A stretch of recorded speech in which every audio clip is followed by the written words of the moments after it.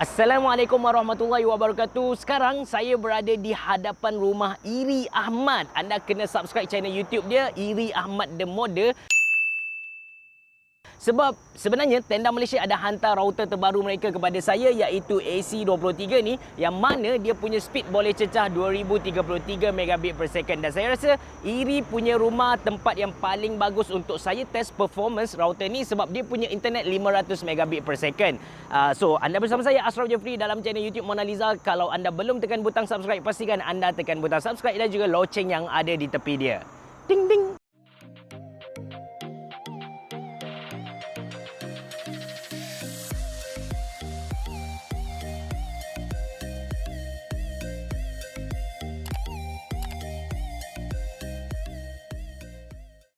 Sekarang pukul 10.49 minit malam, saya baru sampai rumah dan saya nak settlekan review produk dari Tenda ni, iaitu Tenda AC23. Tak salah kalau saya kata dari awal tahun sampai sekarang, ini ialah produk yang paling lama ambil masa saya untuk siapkan video ni lah.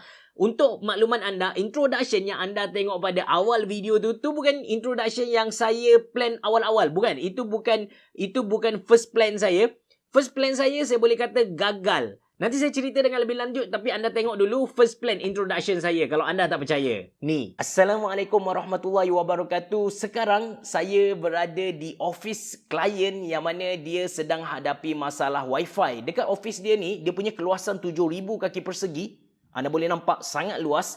Dia punya wifi dia tak dapat full maximum. Sepatutnya dia punya wifi dapat 800 megabit per second, tapi dia punya router just boleh pergi 5.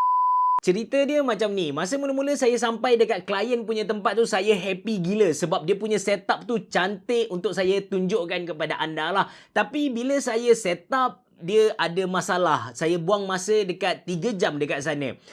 Untuk makluman anda, untuk setup router yang baru termasuk dengan Tenda AC23 ni, kita dah tak perlu masuk IP address dekat browser kita. Kita dah tak perlu type 196.168.01. Kita dah tak perlu type benda tu. Kita just download dia punya apps dari Play Store. Kita type Tenda dekat sini, dan dia akan keluar dia punya apps, which is Tenda Wi-Fi, dan kita download. Dan kita buka, open. Lepas buka tu, kita connect dekat wifi dia. Lepas tu, dekat dia punya homepage ni, kita boleh pergi dekat tools. Lepas tu, kita tekan more. Lepas tu, kita pergi dekat internet setting. Dekat sini, saya masukkan PPOE username. Lepas tu, saya masukkan PPPoE password. Which is, untuk username dan password ni, anda boleh tanya TM lah. Dan, bila saya dah cuba setup, gagal, saya pun contact dengan klien saya, minta password, minta TM resetkan password untuk mereka lah. So, saya boleh masukkan password dan juga username yang baru. Dan dia suruh dia punya staff buat. Bila staff dia buat, dia ambil masa yang agak lama juga untuk reset password kan.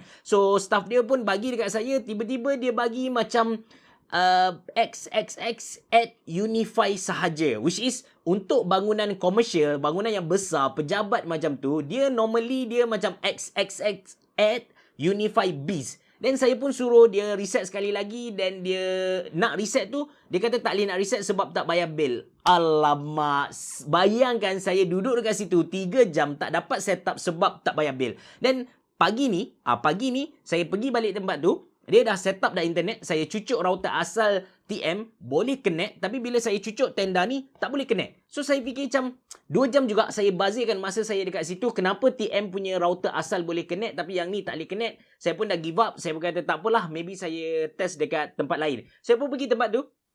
Saya pergi tempat tu, which is Iri punya rumah. Introduction awal kita tadi. Saya pergi dekat Iri punya rumah. The same thing happen.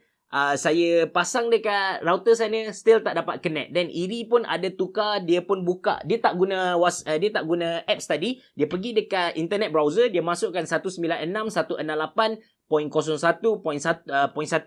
Dan dekat situ dia ada tulis, dia ada tukar dia punya ISP, Internet Service Provider. Ada option untuk tukar dan dia pilih Unify, settle. Okay, benda ni sebenarnya simple sangat. Tapi macam mana saya nak cerita, sebab saya dah bergantung kepada apps. Dekat apps tu tak ada pilihan untuk kita tukar internet service provider. So saya tak tahu yang dia punya default tu dia akan masuk ke normal punya setup, which is kita sepatutnya pilih Unify. Ataupun kalau anda guna Maxis punya broadband, so dekat situ anda boleh pilih Maxis Fiber dekat situ, ataupun Celcom Fiber kan. So, by default anda kena ingat kalau anda nak set up tenda ataupun kebanyakan router brand lain pun, anda kena tukar dia punya ISP ke Unify. Benda ni basic saja, tapi dekat dia punya apps buat masa ni anda tak boleh tukar benda tu. Anda kena pergi dekat browser juga dan anda tukar dekat situ lah. Okey, itu selesai masalah pertama saya. Dan dekat rumah Iri, sebelum saya tukar tu, saya dah record video which is anda sedang tengok sekarang. Belah kiri tu, itu ialah speed untuk router yang Iri sedang pakai, which is router dia pakai tu power juga 1200 AC. Dan untuk tenda ni macam saya bagi tahu kepada anda, dia punya speed ialah 2033 megabit per second. Dan belah kanan anda sekarang yang saya tunjuk kepada anda, itu speed tenda yang saya dapat, which is saya agak kecewa dengan result dia. Saya macam, to be honest, saya dah give up dah. Saya fikir macam, tak apalah, aku tolak produk ni, aku hantar balik produk ni, aku cakap aku tak boleh nak review. It's okay lah, sebab takkan saya dapat produk ni, tenda bagi saya pinjam untuk main-main dengan dia punya produk dan saya buat video yang negatif tentang dia punya produk kan. Dan saya pun pergi dekat saya punya office dekat Samurai Yakiniku, restoran Jepun yang ada dekat Kota Baru tu. Which is akan buka cawangan baru dekat Setia Alam bulan 9 nanti. So jemput-jemput siapa orang Shah Alam, Setia Alam boleh datang lah. Mana tahu jumpa kita kan. Dan balik pada topik kita. Dekat situ saya terfikir, why not aku bagi last chance untuk produk ni. Aku pergi dekat second floor, dekat aku selalu main pingpong. Dan aku test internet asal dia berapa. So bila saya test, macam anda tengok di belah kiri, itu ialah speed yang saya dapat untuk router asal dekat Samurai Yakiniku. Speed internet dekat Samurai Yakiniku ialah 100 megabit per second. Manakala belah anda sekarang ialah speed yang saya dapat bila saya guna tenda AC23. Yang mana membuatkan saya rasa happy gila sebab saya mampu tunjukkan satu benda yang positif tentang tenda AC23 ni kepada audiens saya. Dan masa saya turun tangga tu, saya terfikir why not aku try check coverage Wi-Fi yang AC23 ni mampu buat. Sebab produk ni dia datang dengan 7 biji antena, 1, 2, 3, 4, 5, 6, 7. 7 biji antena dengan 6 dBi, dia punya signal strength tu. Dan juga dia datang dengan beamforming plus, yang mana dia boleh pergi lagi jauh, lagi banyak dinding dia mampu tembus. Okey, sebut tentang dinding ni, kebelakangan ni, saya dapat banyak soalan macam, kenapa Wi-Fi 5 GHz dalam bilik saya, orang yang DM saya tu, dalam bilik saya tak sekuat Wi-Fi 2.4 GHz, which is, dia punya jawapan macam ni, dek. Wi-Fi 5 GHz dia memang laju, tapi signal strength dia tak kuat. Kalau ada banyak dinding, dia memang tak boleh tembus. That's why kalau banyak dinding, better anda connect dengan 2.4 GHz lah. Okey, balik pada cerita kita. Banyak ni, hari ni dia banyak cerita di belakang. Instead of saya review produk, saya lebih banyak cerita lah kepada anda kali ni. Okey, saya pun pergi di luar Samurai, which is paling jauh yang saya boleh pergi, berhadapan dengan Samurai juga. Basically, kalau anda nak bayangkan sekarang dia macam, okey, ini kedai saya, Samurai Yakiniku restoran tu. Lepas tu ada satu laluan untuk kereta lalu. Lepas tu ada satu parking yang melintang. Lepas tu ada satu parking yang menegak. Lepas tu jalan utama dia, ada boleh lalu 2 kereta. Lepas tu parking yang menegak. Baru saya duduk dekat situ. So, dekat situ, macam anda nampak sekarang yang saya sedang tunjuk kepada anda, saya nampak signboard Samurai yang dah jadi kecil macam tu. Saya connect dengan Wi-Fi tenda AC23 ni. Lepas tu, anda boleh tengok kita dapat full speed. Seriously, saya rasa macam memang saya kena buat video ni kepada anda. Kalau anda tak percaya apa yang saya cerita kali ni, anda boleh DM, anda boleh PM Iri Ahmad. Anda boleh pergi dekat dia punya Instagram, anda cari Iri Ahmad, anda tanya adakah apa yang saya cerita kepada anda ni satu mitos, satu penipuan.